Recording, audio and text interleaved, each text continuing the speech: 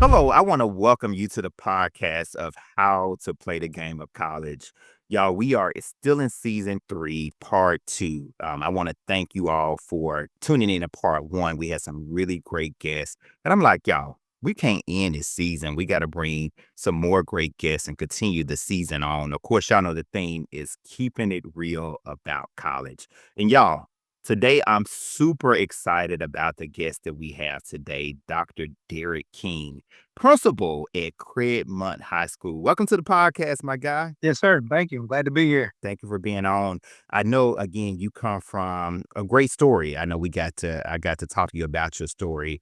And so I want to have you to take us down memory lane, how you got to the field of education. I know former teacher, vice principal, right? Not even from Memphis, right? Rhodes College. I see you represent Rhodes, right? Can you walk us down memory lane and tell us about your journey? Well, college, it was always the option. It was never not going to be the direction that I went. So I come from a family where folks went to college. I was not nearly a first generation college student. And so it was ingrained from day one. Okay. I'm the oldest child out of my siblings, but again, that was the plan. And it was the same plan for my siblings. And so my grandmother was a high school English teacher and librarian. Mhm. My mother is still an educator. She's been a teacher, and now she's a regional reading coach for the Alabama Department of Education. Oh, wow. Focused work in coaching schools in Birmingham, and so that's just what it was. Okay. And my personal journey was I knew I wanted to leave the state of Alabama for school, and I didn't quite know exactly which direction I was going to go and didn't have the kind of administrators or counselors who actually kind of dug into that. That was something that I really did on my own, sitting in homeroom during senior year. But I played ball in school, in high school, and I did music as well. But I got recruited by Rhodes College December of my senior year Okay. and had no idea what Rhodes College was, hadn't heard of it, found out it was in Memphis, came on a visit, saw how beautiful the campus was. It blew my mind. Yeah. And I had the opportunity to play football and baseball at Rhodes. Wow. And once I found out about the academic Mm. load there and what it meant to be a Rhodes College graduate and to have the opportunity to be a college athlete, it made perfect sense. It was in a city not too far from Birmingham, Okay. and it just worked. With that stated, I got to Rhodes and I thought I was really smart. And I think I mean, I was smart, but I wasn't ready for Rhodes. Got And so that was a shock for me, having been a student who always excelled, top of my class in high school, to get to Rhodes and to be like, what is going on right. like this? Never seen midterm grades like this. And so that was where I really had to learn how to do college in that way, and I'm sure we'll get into that, but Yeah. that was my initial experience in addition to my freshman year, I tore my right ACL, blew out my knee, had to have surgery, came back sophomore year, tore my left knee up.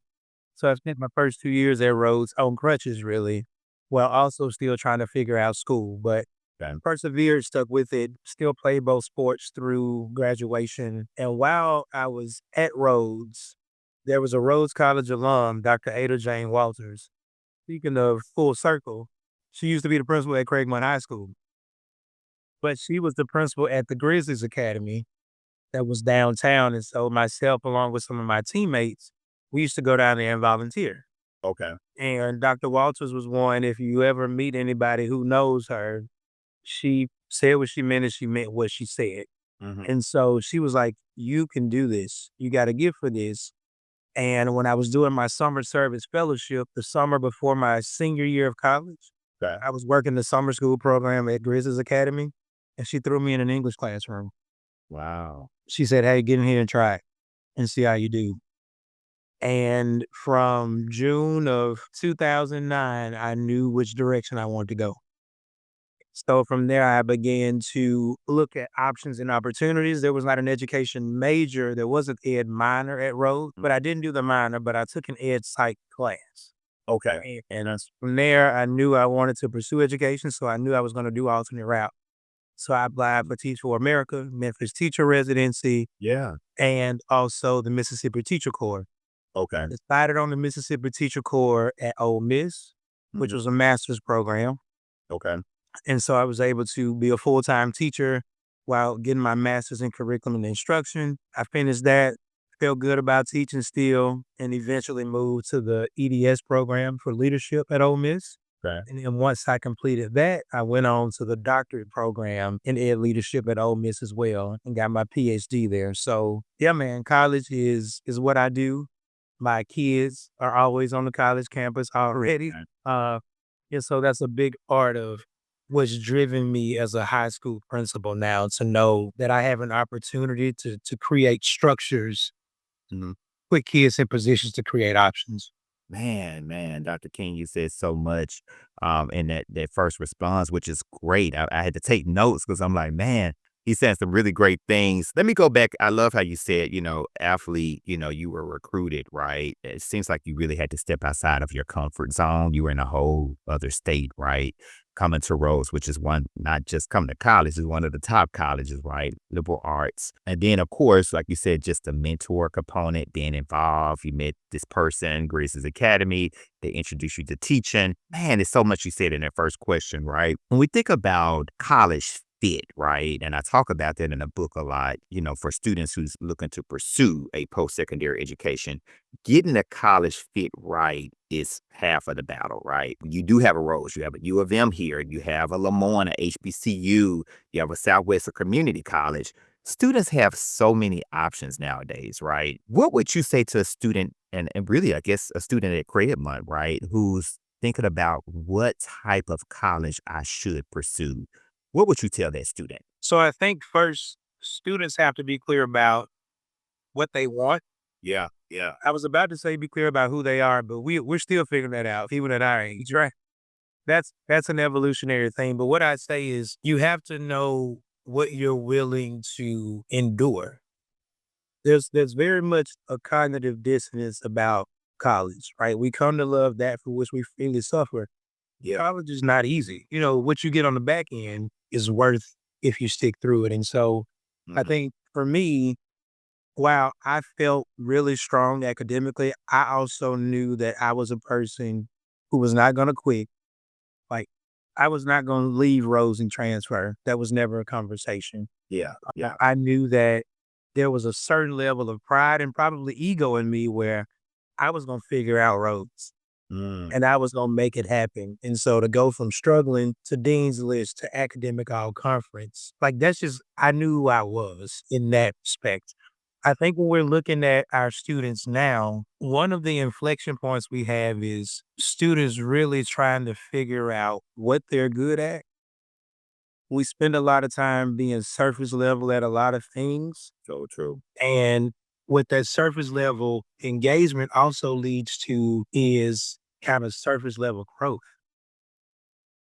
And so, because we have so many ways for kids to make up for credit, to do this virtually or to go to this option, there's not a lot of productive struggle, right? And sometimes parents want to protect them from it, or kids get a chance to opt out or transfer schools or move to a Yeah. different thing. And so, at some point, as a young adult and as an adult, there's going to be some productive struggle that you're going to have to go through. And so, how do we as a school add to the rigor, build a relationship by also putting them in a position where they've got to figure some things out? Mhm. And that's not always easy. So And you can't generalize that to every kid, right? But I think overall, what we see ourselves struggling with as young adults and as adults, that shows up in ninth, 10th, 11th, and 12th grade. So, how do I personally, as a principal, utilize my admin team, my counselors, my graduation coaches, behavior specialists, teaching staff to really kind of form plans for kids and put that together? And mm, a lot of that thought for me really came through what I did for my dissertation. And it was because I got to Rhodes and I wasn't ready. Now, had I gone to a lot of other places, yeah. I would have been fine. But so what are those academic support systems that Mm. put you in a position to be college ready? So Then how do we define college readiness? And so that undergirds how I lead and work every day. And Yeah. I think it makes a difference when we can have those tough conversations with kids and parents to say, hey, learn how to struggle now so that when you get out on your own or when you get out of mom's house or you get on so and so's campus and that advisor has 60 other freshmen or that advisor, and you know how it is really that junior faculty who's looking for tenure, who they dump a bunch of advisees on. So true. We don't really get to get a personalized advice, you declare a major, and you really get into it. But you got to stay long enough to declare a major and get into that thing. So that's just the way my mind has worked. And it came from a perspective of being in a place where I was very academically driven and still struck. Yeah, so true. Yeah, yeah. Productive struggle, man. We could just end the interview right there. Seriously, if you learn that, man, early, yes, yes, yes, you'll go a long way, man. Appreciate you sharing that. I love how you also said, you talked about playing ball, right? Being an athlete, but I'm always hearing you say like academics alongside being an athlete, right? And so many times, we have students. I actually interviewed a retired NFL player on here, part of season 3, part 1. And he also talked about, hey, there's only so many that will make it to the NFL, NBA, et cetera, right? What do you say? We have so many students that want that dream, right? They see that LeBron, they see, Derrick Rose, and the list goes on. And I want to be that next person. But sometimes I feel like I don't need college. I just need to go long enough if I go to get to the NBA, knowing that it's not many that's gonna go. What's your advice to why academics should be alongside being an athlete and why that's important? So I don't want to give the cliche response. Yeah, yeah, It's not about a fallback plan. It's not about a everybody doesn't make it. yeah, For me, it's more or less what is your identity? And so one of the things that I did come across in my research in how we support student athletes, but specifically black males, yeah, is how do you define and situate yourself in this world? If everything about you begins and ends with a ball, yeah. it doesn't go far. So true. Even if you're really, really good, right? Right. There's some folks who were, who have transcendent talent that didn't have the social emotional constancy to be able to handle them, Right. right? There's some folks who are tremendously poised, but don't have the work ethic to get over the hump. There are some folks who literally the only reason they show up to school is because I hoop or I play football. None of those work. How do we get an athlete or student athlete to understand him or herself as a complex individual? I knew I wanted to play ball. Yeah.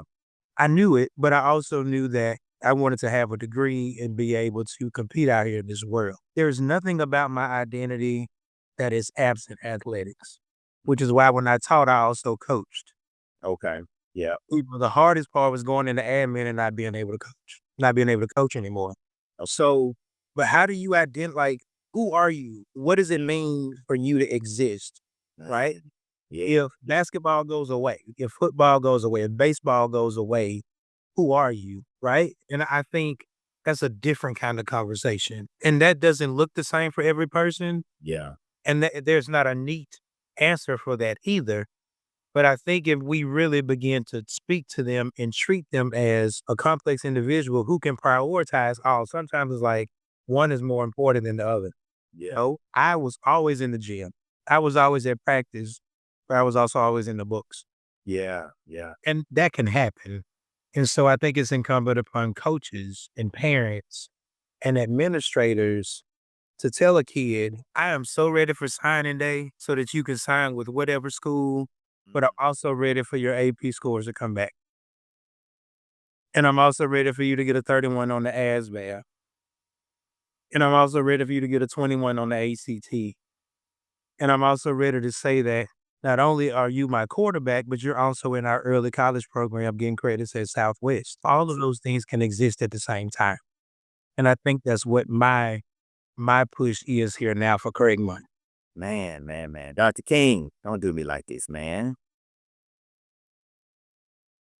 Man, you saying some great information, man. I know students and parents are out here taking notes. I'm sitting up here. I had my own notes, but I'm listening to you like, man, yeah, man. Again, hats off to you. I know you're doing such a great job, man. Just by the things that you're saying at Craigmont and the students that you're touching, man. So stay at it, man. When we think about black male teachers, like keeping on that line, right? Yeah. If you look at the data, sometimes we have students. Like my son is actually about to be a junior, right? He's just had his first black male teacher his 10th grade year, right? I knew the importance that there was to me, right, as a student back in the day in my K-12 career. So I was like, man, we gotta, he has to have number one, a black teacher, a teacher of color, but specifically a black male. What would you say? Teachers is a career that it's not a celebrity, it's not the career that looks, you're going to find it's glamorized on Facebook. What would you say, to students who are looking at, education or to become a teacher, but we live in a society that says, you sure you want to be a teacher? What would you say to that student? I've gotten this question in a different way before, just about teaching in general. Okay. I think for me, the draw to teaching was that I had a chance to do something every day that I was really good at. Mm-hmm. Mm-hmm. I definitely didn't have, even being in an alternate route program, I didn't have this savior complex. I didn't tell myself I was going to save the kids of Mississippi. I'm not here to save the kids of Memphis. My Mm-hmm. impact, I think, is going to make a difference. But for me, I had to find, so Elena Aguilar, who's an educational researcher, talks about finding your flow area. So it's where you do the hardest work, have the most enjoyment, and have the greatest impact, Mm. like the intersection of all three. Yeah. And that was my flow area. I was always good at school. I loved school. Mm-hmm. I took hard classes. I played ball. I did band. I did choir. Like, I loved what it meant to be at a comprehensive high school where I could do it all. Okay. And so once I got into teaching, finding that joy in being able to coach, because I was able to still share my love for sports in a different way. But also for me, man, I did not want to be in the typical coach's class in high school. I never had a class with a typical coach. Okay. So for me, I taught English. Okay. And Yep. what you'll never, I won't say never find, but what you'll rarely find is, so I was a head football coach, head high school football coach, teaching English, English too, matter of fact. So I was teaching state tested English while also being a head football and a head track coach. That meant something to me. Yeah. I could have done BE and there's no shade there, but I could have done something else. But no, we were in a school that was under state conservatorship that had to turn it around. Okay. So I was like, I want to be in that. Mm-hmm. So even as a head football coach, I taught English too. And I think that made such a difference for the kids that was seeing me, because they were like, wait a minute, this man down here in the weight room going crazy. I've been screaming on the sideline, but like we upstairs writing essays and, Fair enough. Yeah. extended metaphors and interpreting text. And so Right. I think that, to answer your question directly, Mhm. go into teaching because you found something that you're really good at and you want to find a way to convey that to others and share that with others. I've always been a good writer. I love the English language. It just worked for me. And so I think sometimes if you go into teaching thinking that you're about to save the world and then you mess around and the tragedies of life and the realities of Memphis education happen, Yeah. you get jaded, you get down, you get discouraged because you kind of came in looking through the wrong lens. So true. And so that doesn't mean to expect the worst. Yeah, that just means if you come in saying, hey, I get a chance to share with you what I know Mhm. and to grow in what I know and to continue share that with you, Right. then I think you got a better chance of sticking. And as I said earlier too, for me, it was ego and Yeah. pride. Yeah. If I decided I was gonna come into teaching, I had to get good at it. Right. I don't have another career. Like, this is it. So I went all the way in on learning as much as I could, working as much as I could to get as good as I can be at this. And so I think having that conversation with more black males, like, hey man, Yeah. you don't have to be somebody's big brother, uncle, stand in the gap dad. Just show up and be consistent. And if you're good at what you do, you'll convey that to the kids So and you'll start seeing some benefits. Man. Again, dropping some major jewels. The next question, I know you talked earlier about, like you said, getting the roads and you like, hey, I'm gonna graduate. I'm not gonna transfer. Hey, I had these injuries. I could have just easily said, hey, I'm gonna go back home. I wrote in a book, again, I named it How to Play the Game of College because it's a game, right? Life is a game, as we know, right? And I love how you keep talking about, hey, endurance, keep getting back up. You're saying some great things. If we had one piece of advice, or if you breaking down the game of college, looking back at Rhodes, right? What piece of advice would you give to a student who says, hey, the opposite of you, like, hey, this is not for me. I want to drop out. Again, when we look at most colleges, the completion rates, especially with students of color, they're not even staying, to the next year anymore. A lot of times they get there a few weeks, they might come back for the spring semester, but many times they just throw in the towel and say, hey, I'm going to go work at Amazon or McDonald's or Chick-fil-A. College is not for me. The value of college. What would you say to those particular students? And I want to make sure I put college in quotes, right? So plus secondary credentials. So if it's again a Southwest or two. So if I had to speak directly to campus dynamics, right? Mm-hmm. You have to understand that nobody is an island. Like, for as smart as I thought I was, Yeah. I needed this dean, I needed this student support person because we don't know what we don't know, Mm-hmm. right? Mm-hmm. How do you navigate office hours with professors? How do you reach out to campus resources? In high school, the counselor comes and gets you out of class. In college, you got to go and find this dean, this person. So true. And so I think there's a way we can inform that on the high school level with equipping them and giving them a better perspective of the college ecosystem, right? Mm-hmm. And that looks different at every school. Yeah. So, thankfully, Rhodes College was small. But with Rhodes College being small, there's also, in the prestige of the school, there's also some embedded assumptions that professors have about the type of student you are. Okay. Yeah. Right. So also being able to understand that there are assumptions at certain places just based upon, the way that school operates. But you got to learn how to meet folks and talk to folks and build that network so that there's a safety net for you. And that was what helped me until I figured out roles for myself. If I would say more idealistically, it kind of goes back to what I said earlier. Like, who are you going to be as an adult? Right. Right. At some point, you're going to have to kind of sit in it, learn it, figure it out, So true. and come out on the other side. Yeah. That's a tougher thing right now, Yeah. especially for athletes because they can transfer and transfer and transfer. And that's even coming into what we're seeing with this younger workforce, Yeah. Yeah. where we're now hiring folks who are just out of college who may have transferred 3 or 4 schools. Right. And now it's like, well, you can't transfer schools in the middle of the school year. Like Yeah. that doesn't work this way now. So who are you and how do you situate yourself within the resources we have to get better with that? So that campus ecosystem is huge. Yeah. And I think for me also having had to learn that in college, helped it make more sense for me as a professional, So true. So true. right? Yes. You call for this, who do you call for that? Who do you reach out for this? How do you sit down sometimes and be quiet and let somebody with some wisdom and some experience kick some game to you, right? All of those things. But Yeah. there is no way around having to deal with that at some point. And if we could better prepare them and then put them in a position to where they stick through it in college, and the possibilities are limitless.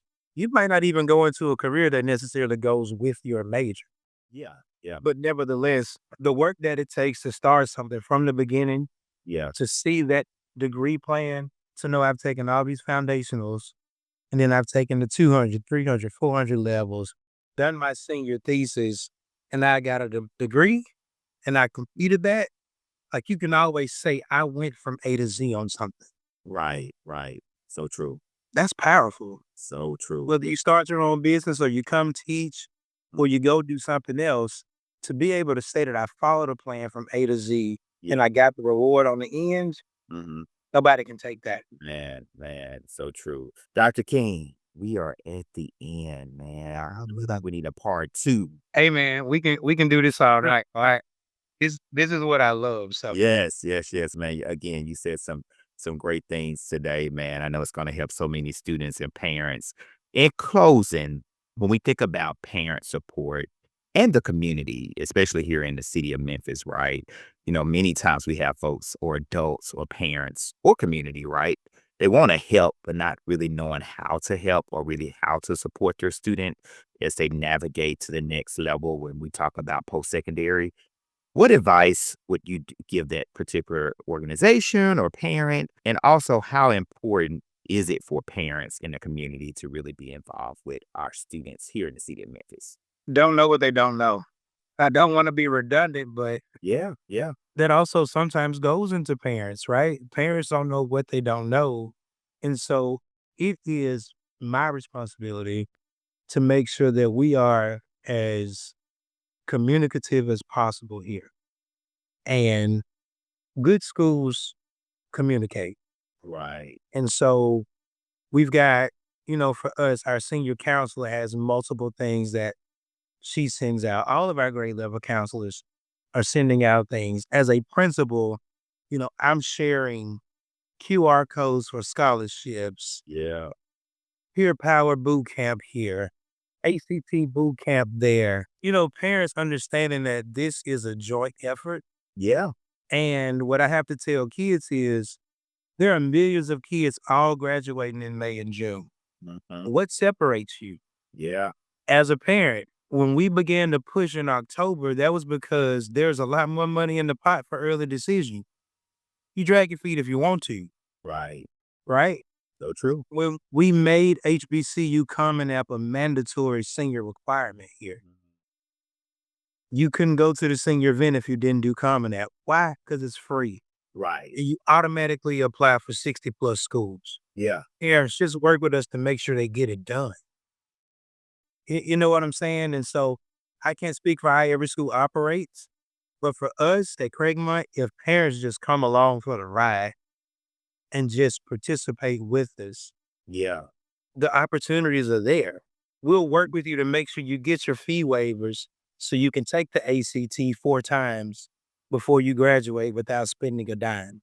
right. We'll give the ASVAB multiple times so that you not only get a career inventory, but you get a chance to see that military may be a career option for you. Mhm. We're going to have college and career fairs that we take you to. We're going to have college and career fairs on campus. So make sure your students are here. Make sure that they delete some of that stuff off their phones so they can have the apps downloaded that my counselor says to download, right? Is that If we can just do some smart stuff with our smartphones, yeah. the opportunities are limitless, right? The last thing I'll say is I tell the seniors, and I just told them last week in our 12th grade class meeting, we got 2 big days left this year for them, graduation and college signing day. Mhm. And I'm much more interested in college signing day. Yeah. I'm not concerned about them graduating. We have myriad options to get them across the line. College signing day is where I feel like you're not just ready to be at the floor for a diploma, Mhm. but now we're getting beyond that. We're trying to go be to and beyond the ceiling because we're announcing scholarship totals. We're announcing which school you're choosing to go to. Yeah, We've got representatives from these colleges coming to give you a swag bag. You got staff who've gone to those schools bringing you swag bags to celebrate with you. man. That's my crowning spot. That's That kind of like the capstone thing for me, yeah, is to have the big school-wide pep rally/party where we're announcing 50 kids are going here, 20 going, yeah, 1 going here, 10 going here, band scholarships here, basketball scholarships here, kids going to culinary school over here, somebody's going to Paul Mitchell Beauty School. I don't care where you go, but college signing day, and we make that a big deal. We told them how much scholarship money last year's class had. We got to beat that. The picture from college signing day is up. They've seen it. We got to have more. The banner where the kids sign where they're going is right outside of my office. They pass it every day. So that's where we are now. And parents, if we make that as big as we make prom, then we're good. So true. our data goes up. So, last thing I'll tell you is what we say at Craigmont every day is Craigmont Chiefs work every day to create options because we lead, compete, and win in Okay. Memphis and beyond. Yeah. That's our mission and vision. We work every day to create options. What's the vision? Lead, compete, and win in Memphis and beyond. That's to the point. We say it every day, Yeah. and they know if you're not working to create options, then you have no chance to lead, compete, and win. And so if we ingrain that in parents and they see what that means and what that looks like, and we've got some tangible to match that. And as a school, I'll say this: last year, we got our data back, and we were level 5 for college and career readiness. So we're doing the work. Our graduation rate has increased, the scholarship amount increased, and the number of kids who are either ready graduates or college and career ready has increased significantly. So we're on the right track here. Man, Dr. King, man, hats off to you, brother, man. Again, I'm inspired by the conversation, and I know the students that you touch daily, the teachers, the faculty, the parents, the community, man, the list goes on and on. Keep doing what you're doing, man. It's so needed during this time. So, yes, I need that. What's creating options every day? I need that in a t-shirt form. We got a t-shirt over there. Don't have that on your shirt yet. Okay. You can give me like 2% of that for that idea. 2%. There. But no, thank you again, Dr. King, for being on the podcast. And to the listeners, please make sure that you like, subscribe, comment. Dr. King is going to be watching this interview when y'all comment and respond to your comments under the post. So again, thank you for being on here, Dr. King. Make sure y'all tune in next week for another great guest. Thank you. Yes, sir.